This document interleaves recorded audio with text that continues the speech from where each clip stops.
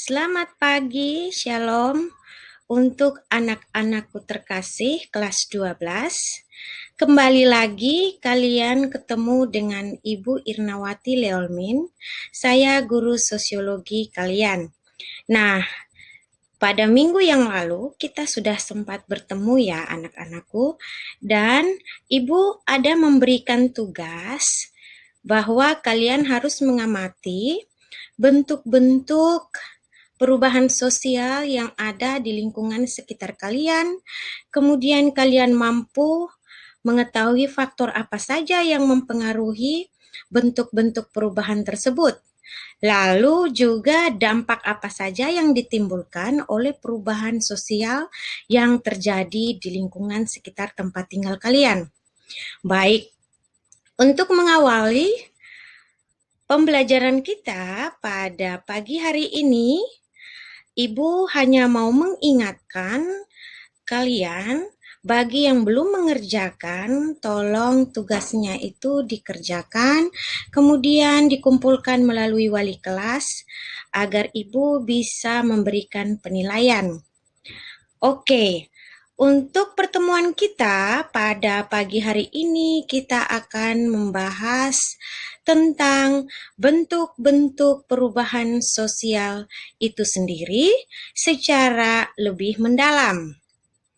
Nah, siapkan diri Anda untuk pembelajaran pada pagi hari ini. Baik, adapun bentuk-bentuk perubahan sosial itu dibagi atas beberapa jenis. Yang pertama itu ada perubahan sosial berdasarkan kecepatan berlangsungnya. Itu ada dua, yaitu yang pertama itu perubahan lambat atau evolusi, yaitu perubahan yang terjadi secara lambat. Artinya, perubahan ini terjadi membutuhkan waktu yang sangat lama dalam proses perubahannya. Contohnya yaitu perubahan alat komunikasi dari yang bersifat tradisional menuju ke yang modern. Nah, dulu kita masih pakai merpati pos, kemudian kita masih pakai surat-suratan, telegram, kemudian pesan radio. Nah, sekarang sudah lebih maju. Kita sudah bisa pakai chatting, WhatsApp, Messenger, telepon genggam ya, yang Android itu yang bisa berkomunikasi secara face to face atau video call seperti itu ya anak-anakku. Kemudian bentuk yang berikut perubahan sosial berdasarkan berlangsungnya itu ada perubahan cepat atau perubahan revolusi. Perubahan yang terjadi secara cepat. Perubahan ini mengenai dasar pokok kehidupan masyarakat. Contohnya, revolusi industri. Perubahan metode kerja dari menggunakan tenaga kerja manusia, kemudian digantikan dengan tenaga robot atau mesin. Ya, jadi sekarang sudah banyak pabrik. Pabrik itu yang kerja mesin ya. Pabrik yang kerja mesin bukan lagi manusia ya. Manusia hanya mungkin beberapa saja ya. Lalu ada perubahan berdasarkan pengaruhnya. Ya, perubahan sosial berdasarkan pengaruhnya juga dibagi atas dua bagian atau dua jenis, yaitu perubahan kecil. Perubahan kecil yaitu perubahan yang hanya mempengaruhi beberapa golongan atau kelompok masyarakat saja. Dan perubahan kecil ini tidak memberikan dampak yang berarti dalam kehidupan masyarakat. Contohnya seperti perubahan fashion style ya. Misalnya anak-anak muda gaulnya pakai baju yang sempit-sempit, kemudian sekarang celananya gombor-gombor. Ya, seperti itu. Nah, itu perubahan kecil karena perubahan seperti ini tidak terlalu memberikan dampak yang berarti. Kemudian kita lanjut lagi perubahan sosial berdasarkan pengaruhnya yang kedua adalah perubahan besar, yaitu perubahan yang dapat mempengaruhi aspek-aspek kehidupan masyarakat secara lebih luas. Selain itu, Perubahan besar juga memberikan dampak yang sangat dirasakan oleh semua kalangan masyarakat. Contohnya, seperti sekarang ini, fenomena COVID-19 kita rasakan untuk semua kalangan, bahkan di belahan dunia manapun juga sedang mengalami fenomena COVID-19 ini. Oke, anak-anakku sekalian, kita lanjut lagi pada perubahan yang berdasarkan arah perubahannya, ya. Jadi, perubahan berdasarkan arah perubahannya, yaitu perubahan progres. Perubahan yang membawa kemajuan bagi masyarakat. Contohnya, kemajuan iptek memudahkan manusia melakukan aktivitasnya, seperti yang Ibu lakukan sekarang ini.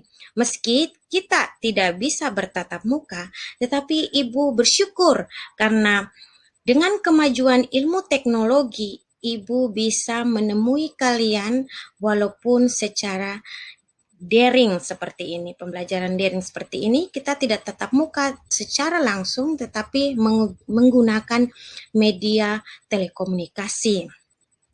Ya, lanjut lagi, kita masuk pada perubahan berdasarkan arahnya yang kedua, yaitu perubahan regres. Perubahan yang membawa kemunduran bagi masyarakat atau memberikan kerugian bagi masyarakat. Contohnya, penyalahgunaan iptek, pemanfaatan iptek untuk bisnis prostitusi online, ya, kemudian judi online, dan bahkan melakukan penipuan online.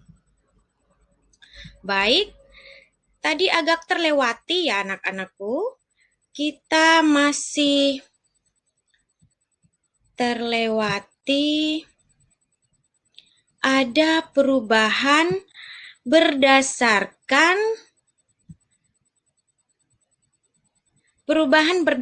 prosesnya tadi, ya. Tadi perubahan berdasarkan prosesnya kita belum bahas ya. Perubahan berdasarkan prosesnya juga dibagi dua, yaitu perubahan yang direncanakan, yaitu perubahan yang telah direncanakan terlebih dahulu melalui program-program tertentu. Contohnya, program pemerintah yang sekarang ini sedang marak digalakan, yaitu program serbuan vaksinasi COVID-19. Itu kita bisa jumpai, ada banyak sekali tempat-tempat vaksinasi COVID yang disediakan oleh pemerintah demi membuat masyarakat kita itu bisa siap menghadapi pandemi COVID-19 ini, ya. Kemudian kita lihat perubahan berdasarkan prosesnya yang kedua adalah perubahan yang tidak direncanakan, yaitu perubahan yang terjadi tanpa perencanaan. Ya, jadi yang namanya tidak direncanakan ya berarti memang tanpa perencanaan. Kemudian perubahan ini adalah perubahan yang terjadi itu di luar pengawasan masyarakat dan pemerintah. Artinya di luar dugaan kita semua. Contohnya yang baru-baru ini terjadi, ya, fenomena bencana banjir dan badai seroja. Bencana kita tidak pernah merencanakan itu. Nah, inilah contoh dari perubahan yang terjadi tanpa direncanakan. Oke, anak-anakku sekalian, kita lanjut pada perubahan berdasarkan struktur dan prosesnya. Perubahan struktur merupakan perubahan mendasar dalam aspek kehidupan mendasar manusia, sehingga timbullah reorganisasi. Contohnya yaitu perubahan kepala negara atau presiden. Ya, dengan adanya presiden yang baru tentunya membawa kebijakan-kebijakan pemerintah yang baru dalam setiap aspek kehidupan masyarakat, ya, baik itu kebijakan ekonomi, kebijakan sosial, kebijakan hukum, dan lain sebagainya. Kemudian perubahan berdasarkan struktur dan prosesnya. Yang berikut itu ada perubahan proses. Ya, perubahan proses ini adalah dia tidak terlalu mendasar atau perubahan yang terjadi hanya aspek-aspek tertentu saja sebagai aspek pelaksanaan sistem. Ya, di mana perubahan ini hanya untuk merubah sistem sebelumnya yang telah ada. Ya, jadi hanya menyempurnakan saja. Contohnya, perubahan amandemen Undang-Undang Dasar 45 dengan menambahkan atau menghapus beberapa pasal yang disesuaikan dengan situasi kehidupan masyarakat sekarang ini. Oke, anak-anakku sekalian, itu tadi beberapa ulasan bentuk-bentuk perubahan sosial. Pada pertemuan kali ini, setelah kalian menyimak video pembelajaran ini, cobalah untuk membuat telaah sederhana mengenai perubahan berdasarkan caranya, yaitu perubahan dengan kekerasan dan perubahan tanpa kekerasan.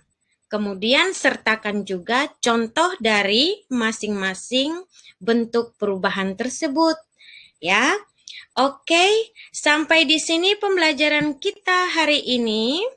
Ibu harapkan kalian tetap fokus untuk menyelesaikan tugas-tugas yang telah Ibu berikan, baik dari tugas pada pertemuan pertama dan pada pertemuan kedua hari ini. Nah, yang Ibu mau tekankan kepada kalian, di masa pandemi seperti ini, kalian harus menjaga imunitas tubuh, kemudian tetap menjaga jarak, taat prokes ya anak-anakku sekalian, sehingga kesehatan menjadi milik kita setiap hari. Oke, baik anak-anakku, salam sehat selalu, sekian dan terima kasih.